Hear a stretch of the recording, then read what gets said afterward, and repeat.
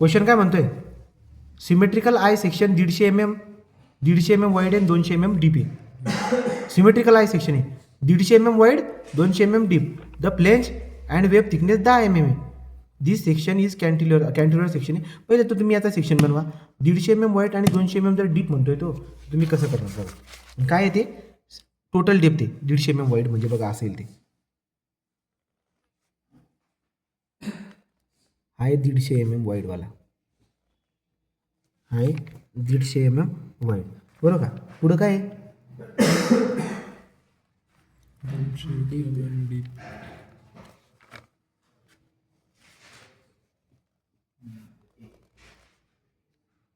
तुमच्या लक्षामध्ये यायला पाहिजे की हे 150 mm वाईड बोलतोय तो आणि 200 mm म्हणजे अख्खी बाळा होते, बरोबर ना. हां, आता आणि थिकनेस किती म्हणले त्यांनी वाचा, थिकनेस 10 mm. 10 mm ची थिकनेस बोलतोय. मला सांगा हे 10 mm झालं वरचं, हे 10 mm झालं खालचं, किती झाले, हे अख्खं 200 आहे ना, 200. म्हणजे किती रेंज मधलं 180.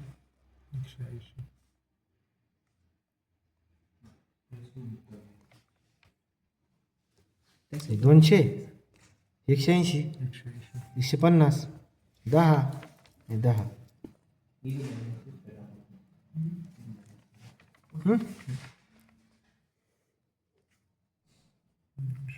ओके का तुम्हाला, बोला ओके, वाचा पुढे. द प्लेंज वेब दिली तुम्हाला, section is cantilever beam 3 metre आहे. कसा आहे,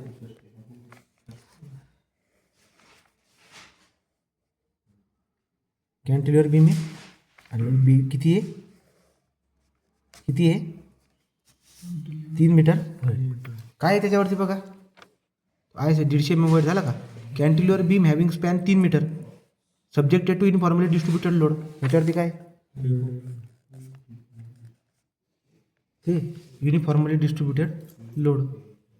ओके, कितीचा दिलाय नाही माहिती, दिलाय का तो नाही माहिती, ठीक आहे. पुढे चला, फाइंड द UDL. तुम्हाला ती UDLच काढायची. ई दिली आहे 200 GPa, किती दिलाय, त्याचं काही गरज पडते का चेक करू बरं आपण.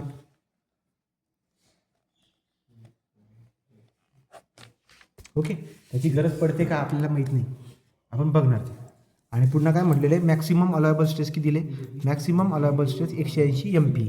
याचा अर्थ मला बेंडिंग स्ट्रेस दिलेली बाळांनो 180 MPa. MPaचा अर्थ होतो न्यूटन पर mm चा स्क्वेअर, 180 न्यूटन पर mm चा.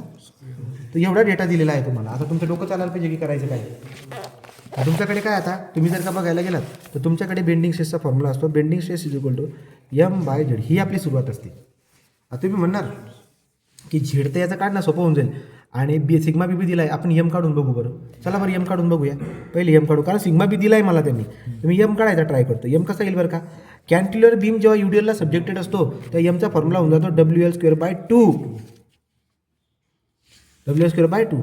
मला W माहिती नाही आहे, मला L माहिती आहे. लांबी किती, 3, 3चा वर्ग /2. मला सांगा एमची व्हॅल्यू किती होऊन जाईल, 3चा वर्ग 9 आहे, 9 / 2 केला तर 4.5, म्हणजे 4.5 W या हे मुवमेंट. ठीक आहे आली. पण जर समजा तुम्हाला न्यूटन MM मध्ये लिहायचं असेल या मुवमेंटला, तर इंटू तुम्ही काय करा, 10⁶ हा होऊन जाईल न्यूटन M फॉर्म्युल्यामध्ये टाकताना. ओके का, या पद्धतीने न्यूटन MM झाला. मुवमेंट पण काढून टाकली ना, ही मुवमेंट आली, हा सिग्मा बी आला. आता आपण झेड काढून बघू. आपण आता काय काढायचा, झेड. बरं, आता तुम्ही जर का झेड काढायला गेला तर झेड काय आय सेक्शन आहे ना, तो झेड कसा असतो रे, I/Y. मग आता वाय काय, आय काढून बघू. आय कसा येईल, आय कसा येईल सांगा, BDQ/12 ना पहिले. तो बघा 150 बाहेरचा, तो 150 इंटू बाहेरचा किती आहे, 200 आहे काय, अरे 150 आणि आका किती आहे 200. BDQ 200चा क्यूब /12 मायनस हे बघा इथे किती आहे, आता तुमच्या लक्षामध्ये येईल हे किती आहे, 150 मधून हा किती आहे रे, 10, 140 म्हणजे काय राहिले 70. तो 2 टाइम 70 इंटू मध्ये बघा हे किती आहे, हे टोटल 200, 10 कटले किती, 180, म्हणजे 180चा क्यूब /12. व्यवस्थित बारकाईने करा, इथं चुकायला नको, व्हिडिओ बनतोय. हा झाला आय, ओके का. 31.96 इंटू 10⁶. काढून बघा एकदा. I is equal to 31 into 10⁶. हा झाला mm⁴. बरोबर. आय झाला. आता वाय काढावा लागेल. वाय काय असतो? निम्मा. उभा जर तुम्हाला 200 दिसतोय, त्याचा वाय किती असेल? न्यूट्रल ॲक्सिस निम्म्यावर राहणार, तो 200च्या निम्म्यावर राहणार.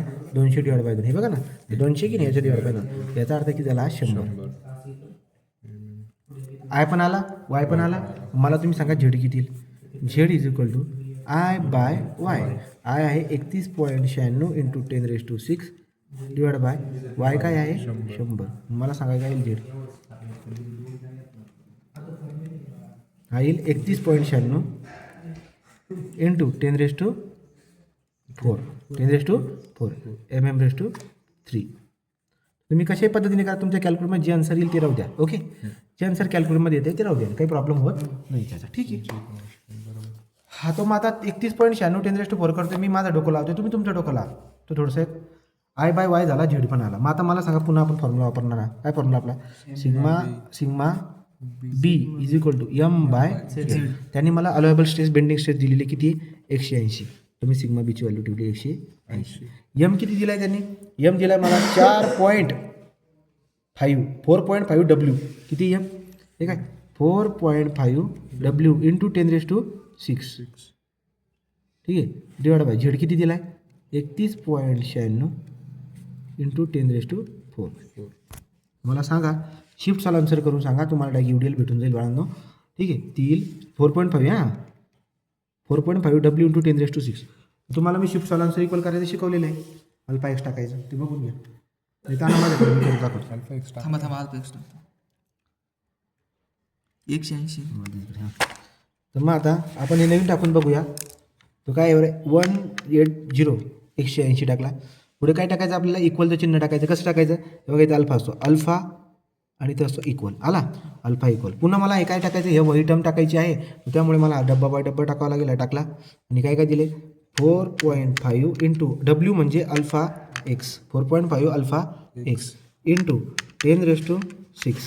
तो 4.5 alpha x into 10⁶ divide by काय बघा? 31.96 इंटू 10⁴. 31.96 इंटू 10⁴. मग काय उत्तर येईल बघा? Shift solve equal